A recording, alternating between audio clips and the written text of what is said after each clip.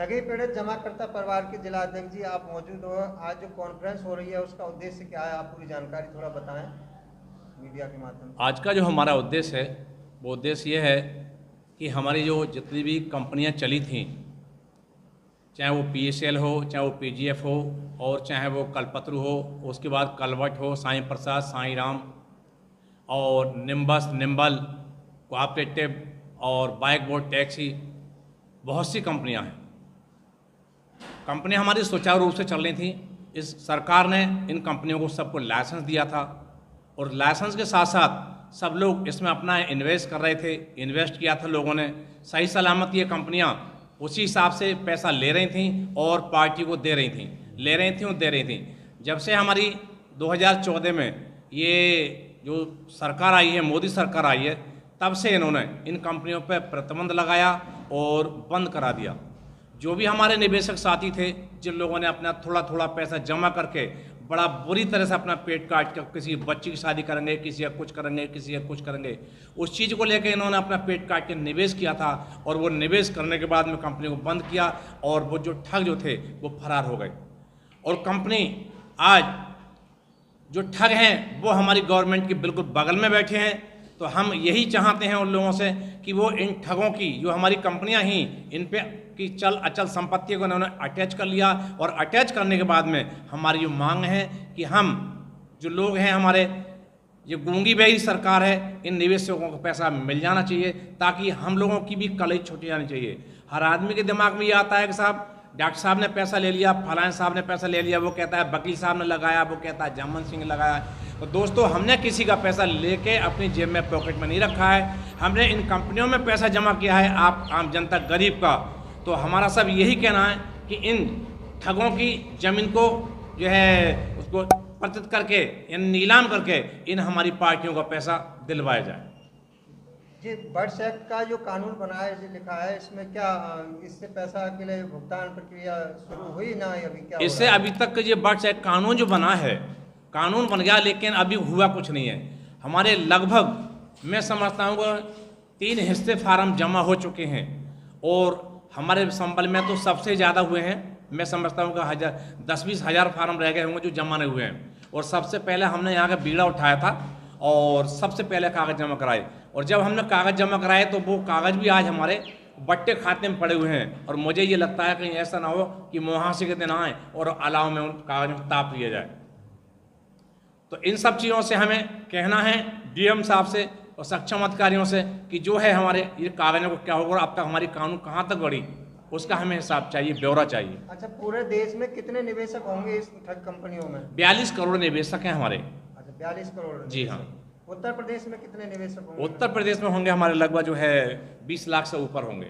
20 लाख जी। अच्छा, कितनी कंपनियों में पैसा जैसे ठगा गया है, किस कंपनी का, कितनी कंपनियां होंगी इसे? कंपनी लगभग बैठेंगी 70-80 कंपनियां बैठेंगी। अच्छा, अनलिमिटेड कंपनियां आपको। अपने जनपद संबल में जी 70-80 कंपनियां? हाँ, बैठ जाएंगी। कितने ऑल ओवर इंडिया में, ऑल ओवर इंडिया में बैठ जाएंगी। जनपद संबल में काफी दिन से आवेदन जमा हो रहे हैं, कितने फार्म जमा हो चुके होंगे, कोई यहाँ डाटा मिला अभी लगभग तक? हाँ, इन जो है DM साहब के यहाँ से जो हमने कागज़ जमा कराए, कई बार कहा तो उन्होंने अभी तक हमें कुछ ये नहीं बताया कि हमारे कागज़ कितने जमा हुए हैं। कोई लेखा जोखा हमें देने को तैयार है और ना ही हमारी कोई कार्रवाई हो रही, ना ही कुछ सुनने को तैयार है। अच्छा, आपके बैनर पर लिखा है कि पहले भुगतान फिर मतदान, इसका क्या मतलब है? जो हमारे ठगी पीड़ित लोग हैं, इन सभी से हमारा कहना है कि पहले हमें अपना पैसा चाहिए, उसके बाद हम लोगों को वोट देंगे। जो भी हम आपसे वोट मांगने को आएगा, हम कहेंगे पहले हमें भुगतान चाहिए, उसके बाद हम मतदान करेंगे। अगर भुगतान नहीं तो मतदान नहीं, हम बहिष्कार करेंगे। जैसे चुनाव आ रहा है, अगर आपका भुगतान नहीं हुआ तो क्या आप मतदान का बहिष्कार करेंगे? बिल्कुल बहिष्कार करेंगे। अच्छा। हम करेंगे, सब लोगों से करवाएंगे। देखिए, अभी जिलाध्यक्ष जो ठगी पीड़ित जमाकर्ता के डॉक्टर जियाउद्दीन जी से आप जानकारी सब सुन रहे थे। अब जिला महामंत्री योगेश चंद्र बासड़े जी जो एडवोकेट हैं, उनसे बात करेंगे इन ठगी पीड़ित कंपनियों के बारे में कि आज कॉन्फ्रेंस में उनका उद्देश्य क्या है, क्या चाहते हैं गवर्नमेंट और जिले के DM साहब से। साथियों, सन 1975 से जो भी कंपनियां खुली, चाहे समितियां खुली, चाहे सोसाइटी खुली, गवर्नमेंट ने उनको एक लाइसेंस दे करके ये डिपॉजिट स्कीमें चलाई थी। 2014 में जब ये बीजेपी सरकार आई, इस सरकार के प्रधानमंत्री श्री नरेंद्र कुमार मोदी ने इस चीज़ को संज्ञान लिया कि ये विभिन्न कंपनियां जमाकर्ताओं के पैसे का दुरुपयोग कर रहे हैं।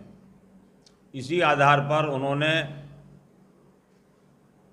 इस प्रक्रिया का संज्ञान लिया और संज्ञान लेने के बाद एक ही दिन में पूरे हिंदुस्तान से 30 लाख कंपनियों को बंद करने का आदेश कर दिया। बंद करने का आदेश तो कर दिया, लेकिन इस चीज़ का संज्ञान नहीं लिया कि जो हिंदुस्तान की गरीब जनता है, जिसने मेहनत मजदूरी करके अपने पैसे को जमा कराया है, उसका पैसा किस तरह से वापस होगा। तो साथियों, इस प्रक्रिया को देखते हुए पूरे हिंदुस्तान से मोदी पर प्रेशर बनाया गया। 2019 में सरकार ने बर्ड्स एक्ट बनाया। बर्ड्स एक्ट का जो मतलब था कि जिन कंपनियों ने, जिन सोसाइटियों ने, जिन समितियों ने पब्लिक का पैसा जमा किया है, वो पैसा उन जमाकर्ताओं को वापस दिलाया जाए। इसके तहत उन्होंने प्रक्रिया बना तो दी, कानून बना दिया। उस कानून के तहत विभिन्न कंपनियों के डायरेक्टर, विभिन्न कंपनियों के जो भी कार्यकर्ता मालिक थे, उन लोगों को जेल में डाल दिया। लेकिन हमारे हिंदुस्तान से जो जमा करता हैं, उन लोगों को समुचित भुगतान प्राप्त नहीं हुआ। उस प्रक्रिया को देखते हुए हमारे राष्ट्रीय अध्यक्ष मदन लाल आज़ाद जी ने ये बीड़ा उठाया, कमर कसी कि हमारे गरीबों का पैसा वापस दिलाया जाए। गवर्नमेंट ने, यानी इंडिया सरकार ने, भारत सरकार ने कानून तो बना दिया, लेकिन उस कानून का एक्टिवेशन, कार्यान्वयन नहीं किया। वो कार्यान्वित करने के लिए हम पूरे हिंदुस्तान से सभी लोग, सभी कंपनियों के जमाकर्ताओं के साथ हैं। उन्हीं लोगों के प्रयास से ये कोशिश में है कि प्रत्येक जिलाधिकारी इस चीज़ का संज्ञान ले और हमारे जमाकर्ताओं का भुगतान कराए। इसी प्रक्रिया में हमने पिछले 6 महीने से कोशिश की और अपने जिला संबल के जिलाधिकारी से संपर्क करने के बाद ये आवेदन शुरू कराए। आवेदन प्रचुर मात्रा में जमा हैं, लेकिन इसके बाद अभी तक कोई एक्टिविटी जिला शासन की तरफ से नहीं हुई है। इस प्रक्रिया को एक्टिव करने के लिए आज पूरे हिंदुस्तान में मदन लाल आज़ाद जी के निर्देशानुसार हम एक प्रेस कॉन्फ्रेंस कर रहे हैं। इस प्रेस कॉन्फ्रेंस करने का उद्देश्य हमारा यही है कि शासन, प्रशासन और सरकार इस चीज़ को लेके जागे और हमारे ठगी पीड़ित लोगों का भुगतान करे। जय हिंद, जय भारत। मैं विनोद साथी, ठगी पीड़ित परिवार संबल जनपद का जिला संयोजक। साथियों, इस प्रेस कॉन्फ्रेंस में हमारे जिलाध्यक्ष जी, हमारे जिला महामंत्री जी ने आप लोगों को विस्तार से बता दिया कि किस तरीके से मोदी सरकार ने लगभग 42 करोड़ जनता का दमन किया है। ये दमन ही है, क्योंकि 2014 से पूरी की पूरी हमारी कंपनियों की संपत्ति भी जब्त कर ली। मतलब कुछ कंपनियां ऐसी हैं जिनके तो मालिक हजम करके बैठ गए जब उन्होंने देखा कि भारत सरकार ने इतनी कंपनियों को जब्त करके उसकी संपत्ति जब्त कर ली, तो बहुत से ऐसे भी डायरेक्टर और वो रहे कंपनी के जो सारे निवेशकों का पैसा हड़प करके गायब हो गए, समझे। तो ये पूरा एक तरह से दमन शुरू हुआ। हम लोग बहुत हैं, लेकिन अभी तक हम लोगों के दिमाग में कोई ऐसा रास्ता दिखाई नहीं दिया जिस रास्ते पे चल के कम से कम इनसे सत्ताधारियों से ये तो मालूम करें कि भाई जब कानून बनाया है और हमारे फार्म भी जमा हो गए, तो जिन अधिकारियों ने कार्रवाई नहीं करी है इस कानून के तहत, उन अधिकारियों पर और सरकार पर अब कार्रवाई क्या होनी चाहिए। भाई हमारे कानून है, अगर कानून के तहत अगर कोई कार्रवाई नहीं करता है तो उस पर भी तो दंडित होना चाहिए, या नहीं है। और हम लोग अभी तक इकट्ठा नहीं हो पा रहे। पहले 2014 से जब ये कंपनियां बंद होना शुरू हुई तब इकट्ठा हुए थे। हमारे दिल्ली में कई प्रदर्शन जंतर मंतर पर हुए, 11-11 दिन तक लगातार जंतर मंतर को बांध के रख दिया। इतना किसी भी राजनीतिक पार्टी नहीं कर पाई जो हम लोगों ने किया। लेकिन हम लोगों क्योंकि मैं भी एक निवेशक हूँ, और निवेशकों के मन में जब ये लगा नहीं कि भाई हाँ भाई सरकार से हम लोग नहीं कुछ कर पा रहे, तो यार वो घर बैठ गए और आना जाना बंद कर दिया। फिर इनको वो किया कि हाँ कुछ नहीं कर सकते, और उसी का परिणाम है कि 180 दिन लगभग हो गए और सरकार ने कुछ नहीं कहा। हमारे डॉक्टर साहब ने बताया कि अब तो लग रहा है ये जो फार्म है, जाड़ा आएगा तो जाड़े में ये तापने का काम करेंगे, या नहीं है। तो यार अब की बार तापने नहीं देना है इन्हें, अब की बार तापने नहीं देना है। हमारे मदन लाल जी भी हर प्रेस कॉन्फ्रेंस में, हर अपने संदेश में ये संदेश दे रहे हैं कि भाई 42 करोड़ निवेशक हैं, क्यों ना इन लोगों को एक बार ये दिखा दिया जाए कि यार छीन लो सब चीज़ इनसे। और वास्तव में अगर हम लोग इकट्ठे हो गए नहीं तो इनसे छीन ही लेंगे हम लोग, लेकिन इकट्ठा होने का कोई जरिया नज़र नहीं आ रहा कि हम इकट्ठा हो तो हो कैसे। इसकी शुरुआत संभल से ही करते हैं। भाई हमारे राष्ट्रीय संयोजक मदन लाल जी कहते हैं कि गांव-गांव संगठन बनाओ, सब लोग इकट्ठे हों, और जिस दिन इकट्ठे हो गए उस दिन हम इनका सुपड़ा साफ कर देंगे। और मोदी जी भी तुरंत ही कहेंगे जल्दी से जल्दी शुरू कर दो, वरना इनका कहीं दिमाग गर्म हो गया तो यार हमारी हालत ख़राब ना कर दें। मतलब मोदी जी भी ये बात की, लेकिन उसके लिए हम लोग इकट्ठा नहीं हो रहे।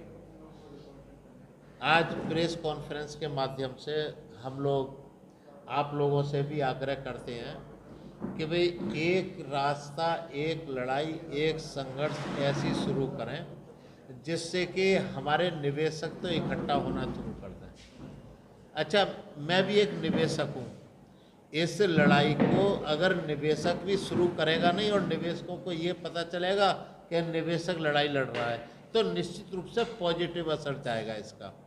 हमारे तमाम साथियों ने हम लोगों को देखा भी है, तो इसकी एक तैयारी संभल जनपद से करेंगे, और प्रेस के माध्यम से हमारे सबने बता ही दिया किस तरह से दमन कर रहे हैं ये लोग। इनको अगर सही तरीके से जवाब हमने नहीं दिया तो ये झुकने वाले नहीं हैं। और मोदी सरकार तो यार विशेष रूप से किसी कीमत से भी जनता का भला नहीं कर सकती।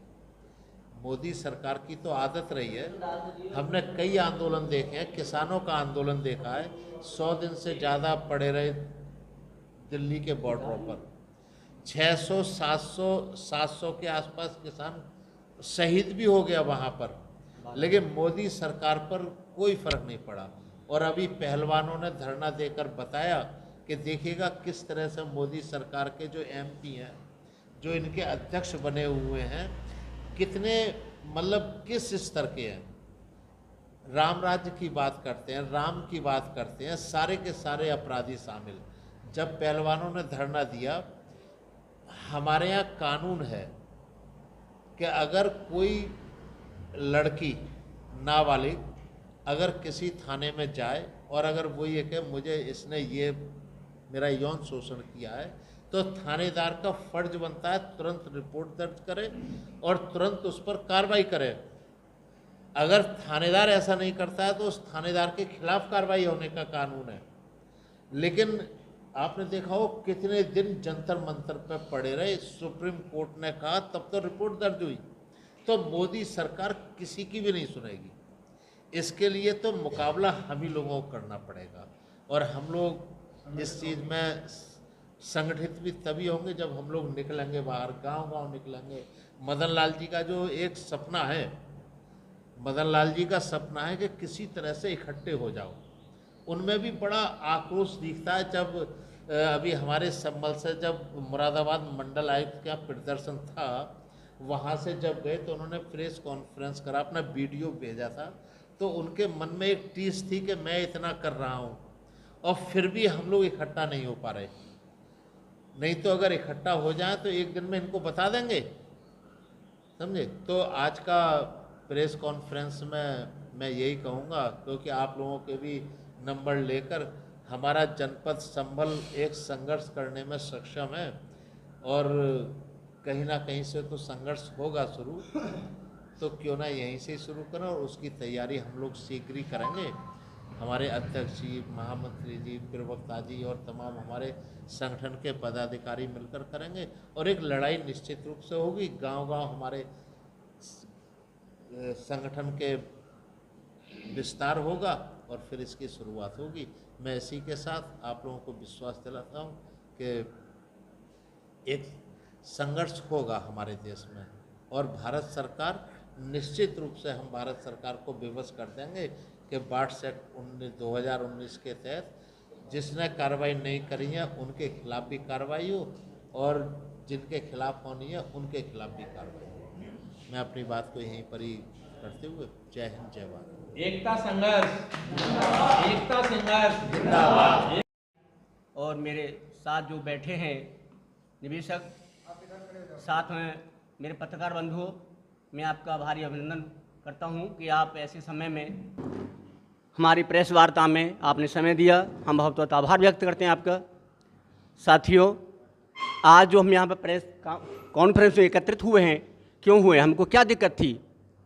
हमारे जितने साथियों ने, सभी कंपनियों के निवेशकों ने निवेश में पैसा लगाया और आज जो हमें दिक्कत आई कि जनवरी के मास में हमने 26 दिसंबर को प्रोग्राम करके डीएम कार्यालय से और आदेश कराया कि हमारे फार्म जमा हों। कार्यालय खुले, गुन्नौर में सक्षम अधिकारी को बनाया गया, एनटीआर को बनाया, नायब तहसीलदार बनाया गया, नायब तहसीलदार चंदोसी में बनाया गया, संभल बनाया गया। विधिवत हमारे तीनों तहसीलों में करीब 20 लाख फार्म जमा हुए। आज उनको जमा किए हुए करीब 160 दिन हो चुके हैं और अभी कोई प्रतिक्रिया व्यक्त नहीं हुई। मैं 8 मई में तहसीलदार गुन्नौर से मिला। मैंने कहा सर आप ही बताइए कि हमारे उन आवेदनों में क्या प्रतिक्रिया व्यक्त हुई। तो उनका जवाब था कि हमारे पास कोई आदेश नहीं है। हम कहा क्यों, आदेश क्यों नहीं है आपके पास? तो बोले कि हमें आदेश करवा दीजिए, अब हम एक्शन लेना शुरू कर देंगे। हम कहा ठीक है, हम आदेश कराते हैं आपको। हम ये कह के और मैंने एक RTI जनसूचना अधिनियम 5 के तहत जिलाधिकारी को पोस्ट की। मैंने अपने निवेशक साथियों की भी RTI डलवाई। तो उन्होंने जिलाधिकारी ने वो RTI वापस करते हुए NTR गुन्नौर के लिए जवाबदेह बनाया। वहाँ मुझसे कहानी की कॉल गई मेरे घर पे, क्या यादव जी क्या आप तहसील आ सकते हैं? मैंने हाँ आ सकता हूँ, बताइए आप क्या मैं इस पर क्या रिपोर्ट लगाऊँ? हम तो ये कह रहे हैं तहसीलदार साहब रिपोर्ट लगाओ, आप रिपोर्ट लगाइए। तो मैंने उनसे कहा कि आपको कोई राजनीतिक अधिकार, आपको रिपोर्ट लगाने कोई अधिकार नहीं है। आप अपने आकाश से पूछिए डीएम से, वो आपको जवाब देगा। तो उस संदर्भ में हम लोग वर्ष 1 2019 के तहत जो हमारे संविधान में लॉजिक है, जो गवर्नमेंट ने ठगी पीड़ित लोगों के लिए कानून बनाया था कि इस कानून के तहत यानी जमाबंदी पाबंदी लगाया जाएगा और लोगों को पैसा वापस दिया जाएगा। तो उसके तहत हमने कॉन्फ्रेंस की और कॉन्फ्रेंस के माध्यम से हम अपने जिलाधिकारी और उत्तर प्रदेश मुख्यमंत्री को भी अवगत कराना चाहते हैं कि हमारी इस मांग को, इन आवेदनों पे जल्दी से जल्दी एक्शन लें, अन्यथा हम किसी हद तक मजबूर हो करके और विवश हो करके हम चाहे जो यानी कदम उठा सकते हैं। मजबूर में सब काम करना होगा।